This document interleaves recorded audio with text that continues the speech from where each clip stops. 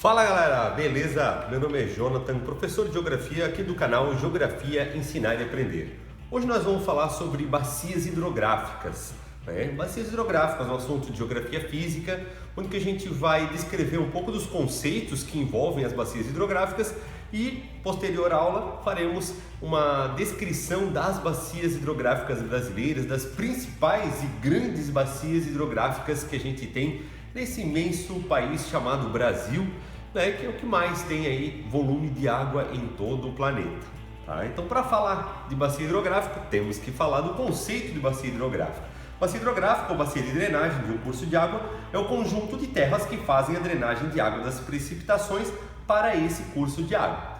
Então, todo o cercamento de uma região, de uma área, geologicamente falando, geograficamente falando, que vão conseguir favorecer a convergir a água para um curso apenas, é chamado de bacia hidrográfica. Como assim? Aqui a gente tem a delimitação de uma bacia hidrográfica, onde que a gente tem o rio principal drenado por uma série de afluentes. A gente costuma utilizar bastante a palavra afluentes quando a gente fala em bacias hidrográficas, e aqui a gente tem uma classificação bastante técnica, vamos dizer assim, mas onde que a gente classifica como rios de primeira ordem os rios que se referem às nascentes, aqueles pequenos olhos d'água, onde que a gente tem pequenos cursos de água. Os rios de segunda ordem muitas vezes são chamados de córregos ou de ribeirões, ou até mesmo são chamados de rio, dependendo do tamanho que eles já tiverem. Um rio ele pode ter uma extensão às vezes de apenas 10 quilômetros, e se tiver uma grande quantidade de chuva, cercada por uma grande quantidade de morros, ele pode ter um alto volume de água e ser chamado de rio.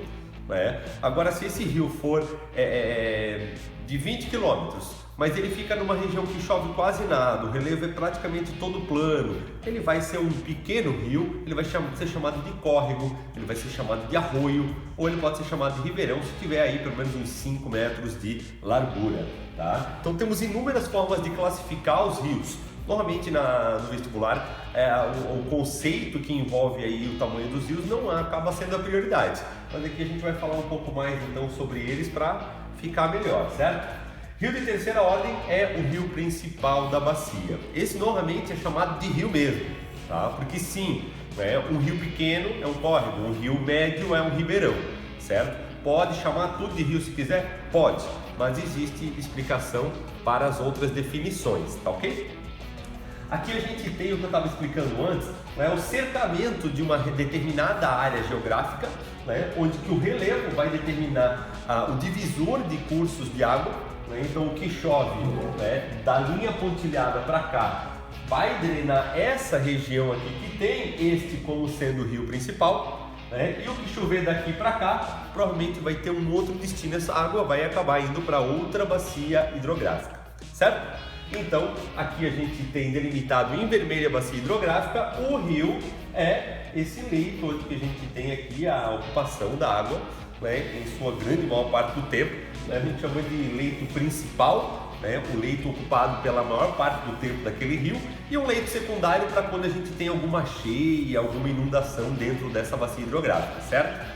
Então, o leito do rio é o espaço ocupado pelas águas do rio. Então tem o leito principal, que é o que ele passa a maior parte do tempo dentro dele, e o leito secundário é quando ele transborda e ocupa essas margens aqui. Aqui a gente já consegue ver algumas delimitações de margens secundárias do rio. Aqui é a margem principal, certo? Onde que tem a linha preta ali que define o rio, e essas linhas aqui intermediárias a gente pode chamar de leito secundário do rio. Então a gente numa inundação provavelmente tem essa área aqui totalmente ocupada. Grande parte dos leitos secundários dos rios no Brasil foram ocupados por moradias.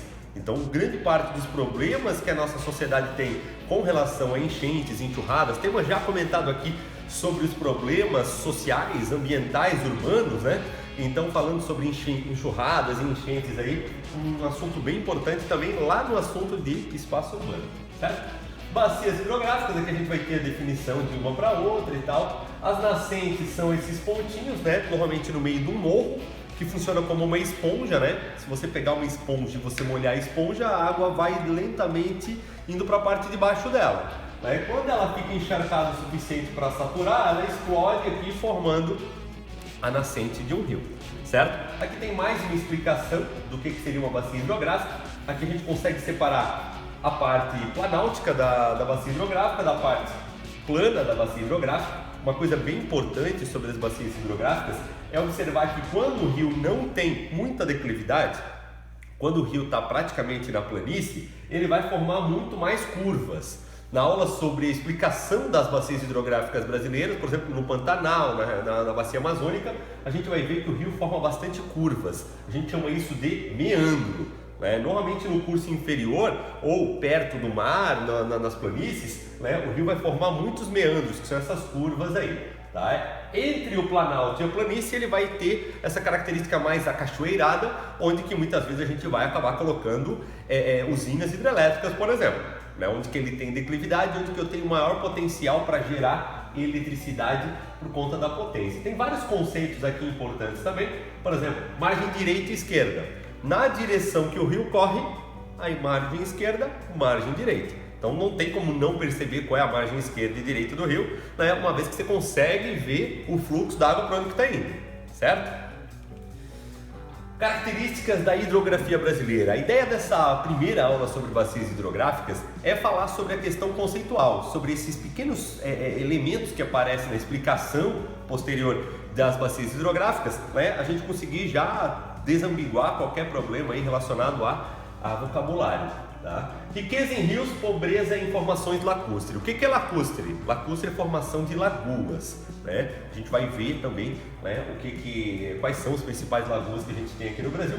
Todos os rios, direto e indiretamente, são tributários do Oceano Atlântico, ou seja, toda a água que chove dentro do Brasil vai diretamente para o Oceano Atlântico ou indiretamente. Como assim indiretamente?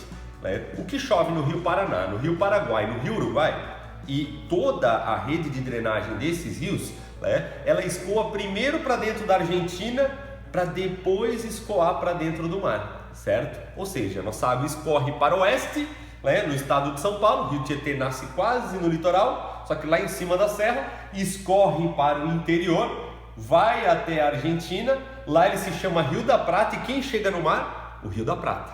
Tá? Então a gente tem todos os rios brasileiros de alguma forma chegando com suas águas no Oceano Atlântico. Tá? Então é uma explicação simples, mas essa de que primeiro o rio vai para dentro de outro país para depois voltar para o mar, muita gente não sabe. Tá? Predomínio de foz em estuário. A foz em estuário é quando tem um canal só, a gente já vai ver daqui a pouquinho. Domínio de rios de planalto. Então o Brasil não tem altitudes muito elevadas, só que o Brasil tem predominantemente o curso dos rios passeando por áreas acima de 300, 400, 600 metros, que seria caracterizado aí como planalto, certo? Regime pluvial. O que é o regime pluvial de um rio? O regime pluvial é um regime que depende de chuvas. Um regime nival ou regime glacial é um rio que depende de neve ou derretimento de gelo, certo? No Brasil, todos são de origem pluvial. A pequena precipitação de neve que a gente tem aqui, por exemplo, no sul do Brasil, não chega a caracterizar como sendo a origem de nenhum rio. O rio existe indiferentemente de nevar, ele depende da chuva, que em 99% das vezes ocorre de forma líquida, certo? Rios de drenagem exorreica e perenes. O que é um rio exorreico? É um rio que chega até o mar, é um rio que de alguma forma chega até o mar, chega até o final, ele não seca antes de chegar a uma lagoa ou ao mar. No caso de chegar numa lagoa, ele é endorreico também. Tá? Endorreicos são os rios que chegam numa lagoa ou eles não chegam a lugar nenhum, eles simplesmente secam, certo? Bastante comum no sertão nordestino, entre os afluentes do São Francisco, não o São Francisco, mas os afluentes do São Francisco podem ser endorreicos durante o período das secas. E o que é um rio perene? Predominantemente no Brasil, rios que estão constantemente aparecendo para a gente. Então o rio perene é aquele que está vivo ali, aparece o ano inteiro para a gente. Apesar da estiagem que a gente está passando em 2020, a maior parte dos rios brasileiros são perenes. Temos 3 grandes divisores de água: a Cordilheira dos Andes, onde que nasce o rio Amazonas, ele tem nascente lá em cima dos Andes, e o Planalto das Guianas, ao norte, também vai escoar água para dentro da bacia amazônica. E as formações planáuticas do Brasil, como o Planalto Sul, o Planalto Meridional, Planalto do Atlântico, né, a parte costeira, acabam sendo os grandes divisores que vão formar as bacias hidrográficas brasileiras. Tá? Outra parte de glossário, divisor da água, eu já falei, topo de rio, topo de montanha, onde que a água ou escorre para uma bacia ou para outra. Bacia hidrográfica, já expliquei, regime, já falei também. Rede hidrográfica é o padrão interrelacionado de drenagem formado por um conjunto de rios. Então a rede hidrográfica é o conjunto dos rios, a bacia hidrográfica é a parte que envolve, por exemplo, os solos secos, mas que contribuem quando chove para a formação da rede hidrográfica. Tranquilo? Então a bacia hidrográfica envolve tudo. A rede hidrográfica envolve só aquilo que é curso de água. Tá? Por exemplo, aqui a gente está numa área seca que quando chove, o escoamento daqui vai jogar água para dentro de outro escoamento que vai para dentro de um ribeirão, certo? E aquele ribeirão faz parte da bacia hidrográfica, né? A gente pertence à bacia hidrográfica na verdade, isso aqui pertence à bacia hidrográfica, mas a rede hidrográfica é composta por rio, córrego, ribeirão, arroio e assim por diante, beleza? Aqui não tem nada disso, então aqui pertence à bacia hidrográfica, mas não pertence à rede hidrográfica. Tipo de foz. No Brasil, predominantemente, foz em estuário. É a foz formada por um canal só. Né? Normalmente a gente acaba botando moles aqui do lado para prolongar, né? Para tornar mais fundo a foz desse rio em estuário. A gente acaba fazendo moles, que nada mais é do que acomodar um monte de pedra na borda do rio ali, para que ele fique mais fundo para tu conseguir navegar por essa parte aqui. Depois eu vou mostrar uma foto, vai ficar bem claro isso. E lá a gente tem uma foto de uma foz em delta, quando o rio acaba se alargando e formando vários cursos. Aqui no Brasil a gente tem pouquíssimas fozes em delta. Eu não gostei das fotos dos deltas que a gente tem aqui no Brasil, então eu peguei a foz do delta do Nilo, depois vou mostrar ali para vocês. Aqui a gente tem o rio Itajaiaçu, da minha região, que passa na minha cidade. O rio Itajaiaçu, nota que ele é bem meândrico aqui perto da foz dele. Aqui a gente tem a cidade de Navegantes, aqui a cidade de Itajaiaçu. Opa, desculpa, essa foto aqui não é de Navegantes, né? Então aqui a gente tem um rio que chega com uma foz apenas, né? Que é a foz em estuário. Eu pesquisei como foto de Navegantes e Itajaí, que são da minha região, minha mãe mora, né, em Navegantes, então, mas não é da minha região, né? Não vou deletar também, porque de certa forma é uma foz em estuário, mas quando eu pesquisei, né, eu só colei e não prestei atenção que não é a cidade que eu imaginava. Mas é uma foz que forma apenas um canal aqui, o estuário de Navegantes. Como tem um porto grande aqui para dentro, né, ele é bem mais comprido aqui. Outra aula eu mostro para vocês. Essa foto aqui ela não está com muita qualidade, mas ela mostra direitinho o delta que se forma entre Alexandria, aqui está Cairo no Egito, onde tem as pirâmides. Então a gente diz assim, está bem perto do litoral. Não está, aqui a gente tem mais de 200 quilômetros, tá? Então é muito grande a área formada pelo delta do rio Nilo, lá no Egito. Certo? Aqui a gente tem uma imagem de satélite que mostra o curso do rio Nilo, né, com todas as suas margens ocupadas por plantações e tal. E aqui muito mais de longe, né, lá a gente consegue ver Israel, né? E aqui a gente vê o delta do Nilo, como é diferente a paisagem da onde que o rio consegue trazer o verde ali, né, para essa paisagem. Falar um pouco de hidrovias aqui dentro do contexto brasileiro. Então a gente sabe que hidrovia é quando um rio é utilizado para a navegação. Certo? E essa navegação pode ser para transportar carga ou pode ser pelo transporte das pessoas, né, coletivamente ou individualmente.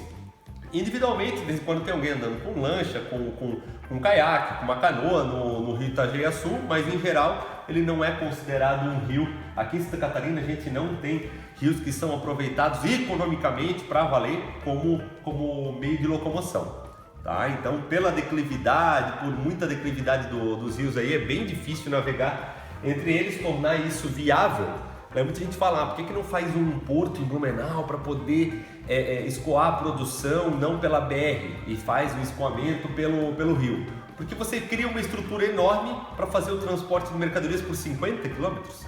Né? O transporte portuário, o transporte, como é que se diz, hidroviário, seja marinho, né? Daí não a gente não diz hidrovia, né? Seja marítimo ou seja aquaviário dentro do continente, né? Ele precisa de muito dinheiro para funcionar. Então, para fazer um deslocamento curto, não vale a pena o uso de hidrovias, vale para grandes distâncias, aí, mais de 100, 200, 300 quilômetros. Tá? Então aqui a gente consegue ver que a região amazônica é muito aproveitado, né? O rio Amazonas é muito aproveitado para a navegação, tanto do dia a dia das pessoas, como para transporte de cargas, como para transporte em massa de passageiros. O mesmo acontece no rio Araguaia, né? Que tem uma boa navegabilidade. O rio São Francisco, entre as barragens, tem uma boa navegabilidade. O rio Paraíba aí, ó, também tem uma boa navegabilidade. O rio Paraíba do Sul é utilizado para essa função também, e às vezes eles têm que usar eclusas, né? O que são eclusas? São pequenos canais do Panamá, pequenos elevadores de água, né? Para fazer com que os barquinhos consigam transpor aí as barragens que a gente encontra em muitas bacias hidrográficas aqui do Brasil. Não é tanto a situação aqui da Amazônia, né? E aqui a gente encontra, por exemplo, o interior de São Paulo, Rio Tietê, Paranaíba, Rio Grande, Paranapanema, são rios extremamente navegáveis, extremamente utilizados para a navegação, e muita gente que não mora no interior de São Paulo não tem a menor ideia de que esse aproveitamento econômico existe para a bacia do Paraná. A bacia do Paraná é muito aproveitada para deslocamento de mercadorias, para deslocamento de mercadoria, commodities, né, para deslocamento de minério, né, para deslocamento de pessoas até também, né, e muita gente não consegue imaginar isso. Tá? Então, Rio Uruguai, aqui ó, os 3 principais efluentes que vão formar o Rio da Prata são bem utilizados. Então isso favorece o deslocamento de algumas mercadorias, em geral mercadorias sem manufatura, né? Às vezes é cana indo para virar açúcar, às vezes é carne, às vezes é minério, né? Não é um aproveitamento assim, vai estar cheio de container, né? Não nessa região aqui. Aqui sim, né? Vamos lá. Aqui eu tenho uma foto do Rio Amazonas com uma agência da Caixa Econômica Federal. Pense que toda a região amazônica aqui, ó, muitos serviços só vão chegar por via hidroviária. Tá? Então, para eles é essencial o deslocamento por embarcações enormes que vão andar dentro do rio Amazonas. Tá? Aqui a gente tem um outro barco, né, mostrando o transporte de passageiros, né? A gente vê redes ali, tem barcos de tudo que é tamanho fazendo o transporte de pessoas, né, desta forma dentro do rio Amazonas. Viagens que podem durar aí, às vezes 1 semana, né? Muita gente que está no conforto aí do ar-condicionado, nas grandes cidades brasileiras, não tem a menor ideia do que é navegar por um barco aí que não vai ter esse ar-condicionado, não vai ter internet ali, que muita gente gosta tanto. Aqui a gente tem o Porto de Manaus. Então, poxa, Manaus é uma cidade a mais de 1000 quilômetros pelo rio, adentro, né, fora do Oceano Atlântico, e os caras têm lá um porto enorme, que tem desde embarcações, aqui acabei não botando a foto, tem transatlânticos que vão para lá, né, tem navios de container enormes que vão atracar aqui, vão deslocar mercadorias, porque ali a gente tem um grande polo industrial, que é a Zona Franca de Manaus, né, inaugurada em 1957, que passou a funcionar para valer em 1967, certo? E que precisa da entrada e saída de mercadoria. Manaus, ela basicamente monta produtos, que vem as pecinhas tudo desmontadas por navios, e depois sai tudo montado, né, por dentro de navios, obviamente, também. Então, para falar de bacias hidrográficas brasileiras, a gente pode dizer que a gente tem a mais importante de todas, a maior de todas é a Amazônica. Próxima aula eu vou descrever todas elas. A Amazônica, né? Temos o Tocantins Araguaia, que é a maior totalmente brasileira em área, anote isso aí, né? E o São Francisco, que é a mais extensa totalmente brasileira. A mais extensa é o São Francisco, a maior em área é a do Araguaia Tocantins. Então cuidado, tem muita questão de pegadinha aí que eu acho sacanagem, mas existem questões nesse sentido. Paraguai, Paraná e Uruguai são outras 3 importantíssimas bacias hidrográficas brasileiras que correm para o interior. Então, para o Brasil, elas são endorreicas, elas não atingem o litoral dentro do Brasil, certo? Então, o contexto da bacia como um todo é exorreico, mas para o Brasil ela deságua suas águas dentro do país, tá? Não vai para o litoral diretamente. E as costeiras, que são inúmeras, não são menos importantes porque grande parte da população brasileira vive em cima delas. Próxima aula é só sobre descrição de bacia hidrográfica e logo ela já estará postada. Obrigado pela atenção, valeu!